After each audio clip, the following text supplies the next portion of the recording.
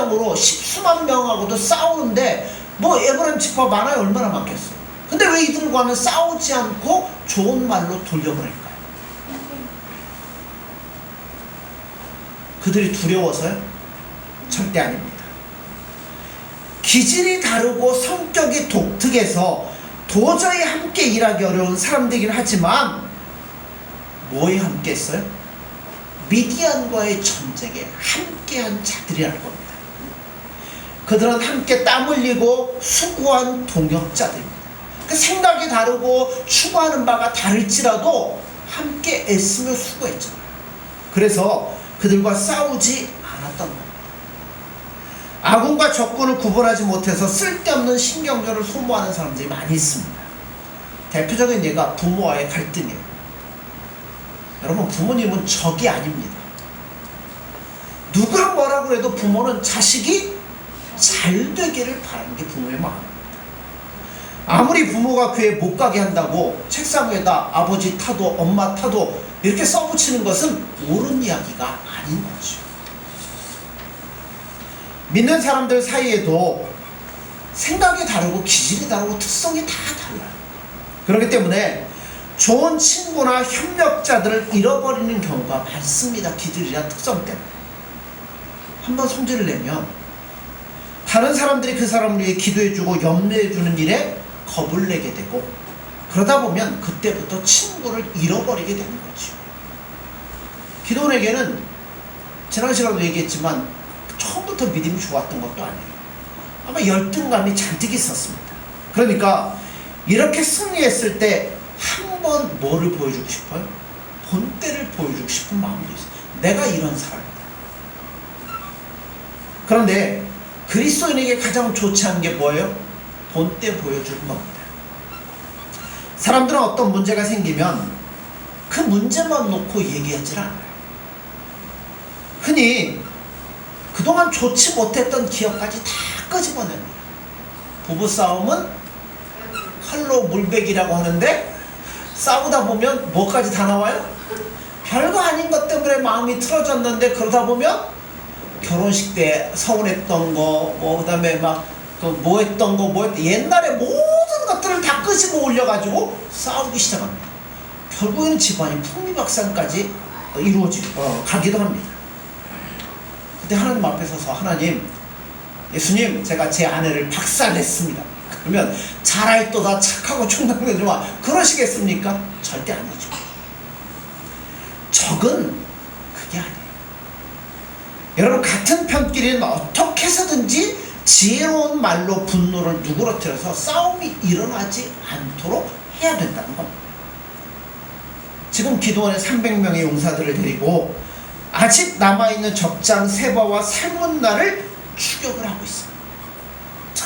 그 십수만 명하고 횃불하고 항아리하고 이거 자기들의 방법으로 이긴 건 아니지만 지금 끝까지 추격을 하고 있어요. 요단강을 건넜을 때는 아주 피곤한 상태였습니다. 먹지도 못하고 마시지도 못하고 세바와 살문나를 지금 추격을 하고 있다는 겁니다. 쫓아가다가 어디에 도착을 했어요? 이스라엘 성 숲곳에, 요단 동편에 있는 숲곳에 도착을 해서 우리가 너무나 피곤하니까 우리 먹을 것을 좀 달라, 물을 달라 요청을 했어요. 그런데 숲곳 사람들은 기도원의 요청을 깨끗하게 묵살했습니다. 묵살한 이유가 두 가지예요. 첫째는 기도원의 군대가 너무나 보잘것이 없다는 겁니다. 너희 수는 300명밖에 안 되는데 세바와 살문나는 15,000명 되지 않냐? 너희들이 무슨 수로 이들을 이길 수 있겠느냐? 안 된다 하는 겁니다. 뿐만 아니라 두 번째 이유는 뭐예요? 만약 너희를 도와주었다가 나중에 세바와 살문나가 다시 쳐들어와서 우리에게 보복을 가하면 우리가 어떻게 하냐? 그러니까 이 일에 우리를 끌어들이지 말라. 우리는 아무것도 안 해주겠다. 그냥 가라. 이 이야기를 하게 됩니다. 간혹 버스나 지하철 타면 뭐 소매치기, 폭력배 이런 사람들을 볼 수가 있어요.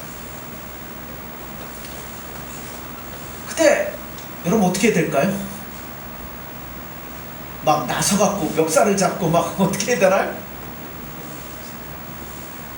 참 두려운 이야기예요. 괜히 나섰다가 칼에 찔릴 수도 있고요. 보복을 당할 수도 있습니다. 그러다 보니까 다른 사람들 행패당하는 것을 보고 어떻게 하지 못하고 그냥 있는 경우들이 많이 있습니다. 그러나 여러분, 지금 기도원의 군대는 그런 것과는 성격이 전혀 달라요. 왜 다르냐면 무려 몇 년 동안 18년 동안 미디안에게 압제를 당했습니다. 그런 끝에 드디어 하나님이 기회를 주셔서 이 고리를 끊어버릴 수 있는 정말 중요한 기회를 맞게 됐습니다. 만약 이 기회를 놓치면 또 어떻게 돼요? 또 가서 또 쳐들어올 거라는 겁니다. 그런데 이 결정적인 순간에 기드온의 군대는 너무나 목이 마르고 배가 고프고 지쳤습니다. 근데 수꽃 사람들이 어떻게 해요? 니들이 싸우든 말든 우리는 뭐만 하겠다고요? 우리만 편하면 그만이지 괜히 긁어부스럼 만들 필요가 뭐가 있느냐라고 도와주기를 거절하기 시작했다는 겁니다. 자, 안 주니까 어떻게 해야 돼요? 떠나야죠. 수꽃에서 얼마 떨어지지 않은 분우엘이라는 곳에서도 똑같은 취급을 당하게 됩니다. 특히 분우엘은 이스라엘의 망대가 있는 곳이에요. 그러니까 우리나라로 얘기하면 휴전선 최전방이라는 거죠. 거기 간첩이 왔다가 넘어가면 어떻게 돼요? 더 이상 손도 못 대는 거잖아요. 거기를 벗어나면 손을 댈 수가 없어요. 그런데 그 분우엘 사람들의 태도도 똑같이 동일했다는 겁니다. 이 일에 쓸데없이 끼어들고 싶지 않으니까 너희 문제는 너희들 스스로 알아서 해라 하면서 도와주지를 않았다는 거예요. 자, 결과적으로 얘기하지만 왜 우리를 안 불렀느냐고 목소리를 크게 내면서 싸우려고 덤벼드는 에브라임 사람들에게는 기드온이 뭐예요? 조용히 말로 타일러서 돌려보냅니다. 반면에 이 전쟁을 마무리 짓고 돌아올 때 숫꽃 사람들과 분우엘 사람들에 대해서는 뭐예요? 복수를 선언하게 됩니다. 왜 이렇게 다를까요? 하나는 싸우겠다고 덤벼들고 하나는 그냥 나는 아무것도 안 하겠다고 하는데 왜 둘에 대한 이야기가 달라질까요? 기도원의 판단의 기준이 이런 겁니다. 하나님의 백성으로 자처하는 사람들이 실제로도 하나님 일에 동참했느냐 아니면 그저 구경꾼에 불과하느냐를 보고 있다는 겁니다. 기도원은 말로 그들을 판단하지 않습니다. 그들이 자신들과 함께 땀을 흘렸는가를 보고 진정한 이스라엘 백성들인지 아닌지를 판단했다는 겁니다. 에브라임 사람들은요, 소리도 지르고 거칠게 항의도 하지만 같이 뭐 했어요? 피 흘리고 싸웠던 사람들입니다. 밤에도 자지 않고 몰려가서 미디안의 두 장수를 죽이고 물리쳤던 사람들이 에브라임 사람들입니다. 그러나 반면에 숫꽃과 분우엘 사람들은 말은 그럴듯하게 하지만 자기들 손에는 일절 아무것도 묻히려고 하지 않습니다. 그들은 미디안의 보복이 두려워서 이런 고난받는 동족을 외면했다는 겁니다. 그래서 기드온은 이들을 뭘로 생각했어요? 같은 동족이 아니라 적이라고 생각했습니다. 왜? 하나님의 백성을 망하게 하는 자들이기 때문이라는 겁니다. 오늘날에도 여러분과 믿음 생활하고 신앙 생활하고 성도 간에 교제하며 살다 보면 이런 것들을 많이 겪을 수 있어요. 하나님의 백성의 의욕을 꺾는 자들은 아직 성숙하지 못해서 자기들을 대접해달라고 소리치는 에브라임 같은 사람들이 아니라 고생하기 싫어서 아예 처음부터 동참하려고 하지 않는 분우엘과 숫꽃 같은 사람들이 바로 교회의 적이라는 거죠. 아마 기드온과 300명 용사들은 그런 대접을 받을 때 어땠을까요? 정말 먹을 거 못 먹고 땀을 흘리고 피를 흘려가면서 여기까지 쫓아왔어. 이제 먹을 거 주고 물 좀 주면 먹고 가서 끝을 낼 텐데, 야 우리는 안 해, 못해, 그냥 가, 이야기를 들을 때 그들의 마음이 어떻겠어? 이거 우리가 끝까지 싸워야 되는 건가? 아마 그런 마음이 있을 거예요. 숫꽃과 분우엘 사람들이 한 짓은 이스라엘 백성들이 할 짓이 아니었다는 거예요. 여러분 예수님 안에 살아갈 때도 마찬가지. 여러분, 우리가 예수님만 바라보고 예수님만 의지하고 세상에서 고난과 모든 것들을 각오하며 예수님이 기뻐하는 일에 애쓰며 수고하며 나아가는데, 야, 그 일에 왜 나 안 불렀어? 나를 부르고 해야지. 기질을 광폭한 사람들이 얼마든 시비 걸어올 수 있어. 그러나 그들은 우리와 같이 나가는 사람입니다. 반면에 그들은 말든 아무런 신경도 안 쓰고 자기들 일만 하는 사람들, 그 사람들이 믿음의 적일 수밖에 없다는 거예요. 기도원은 세바와 살문나를 잡아오는 길에 이들을 철저하게 응징을 합니다. 분열의 망대는 헐어버렸습니다. 숫곳의 지도자들은 아예 명단까지 작성해서 한 사람도 빼놓지 않고 가시와 찔레로 쳐서 죽였습니다. 누가 하나님 나라의 적입니까? 그리스도인이라고 하면서도 전혀 고난에 동참하지 않는 사람들을 말하는 겁니다. 자기 한계선을 그어놓고 다른 사람들이 고생하는 그 불똥이 혹시라도 자기에게 튈까 싶어서 아예 처음부터 거기에 발을 들여놓지 않고 구경하는 자들이 하나님 나라의 적이에요. 겉으로는 믿는다고 하면서도 실제로는 세상적인 방법으로 성공한 사람들은 어려운 가운데서 오직 예수님 한 분만 붙잡고 인내하는 많은 그리스도인들로 하여금 300명의 용사가 회의가 들었겠죠. 정말 내가 이렇게까지 싸워야 되나, 이렇게까지 해야 되나 하는 것처럼 오직 예수님만 바라보고 예수님이 주시는 방법대로 예수님만 의지하고 그분이 기뻐하는 뜻대로 살려고 하는 자들에게 얼마나 많은 회의감을 주겠어요? 얼마나 많은 상처를 주겠습니까? 그러다 보면 우리도 뭐 하고 싶어요? 우리 그냥 다 내려놓고 나도 이들처럼 해볼까 하는 마음이 얼마나 들 수 있다는 거지. 오늘 한국교회 지도자들이 어떤 자들입니까? 하나님 나라를 위해서 눈물 한 방울 땀 한 방울 흘리지 않은 사람들이 많이 있습니다. 세상에서요, 자기가 하고 싶은 대로 돈 벌고 명성 쌓아서 사회적인 지위를 가지고 교회에 들어와서, 여러분, 교회 높은 자리에 앉아있는 사람들이 얼마나 많은지 모른다는 겁니다. 그런 사람들이 정말 예수님만 붙잡고 나아가려고 하는 사람들의 마음을 꺾게 만드는 원인이 된다는 겁니다. 한국교회 문제가 이거, 숫꽃과 분우에 있는 사람들이 교회 와가지고 다 중요한 자리에 착지하고 앉아있는 거예요. 한 번도 고생해보지 않은 사람들, 고난이 뭔지도 모르는 사람들, 예수님이 기뻐하는 뜻이 무엇인지 이해하지도 못하는 사람들, 그런 사람들이 차지를 하려고 하고 있는 거죠. 그러니 여러분, 누가 예수님 때문에 고생하며 예수님 때문에 이 길을 걸어가려고 하는 사람들이 어디 있겠어요? 오늘날 그리스도인들은 정말 쉽게 믿으려고 합니다. 모든 것이 갖추어진 교회를 찾아 편안하게 여생을 보낼 그 생각을 하고 있습니다. 아니에요. 그리스도인들은 여러분 절대로 편하게 믿을 생각하면 안 됩니다. 300명의 용사 보세요. 이 사람들은 뭐 하는 사람들이에요?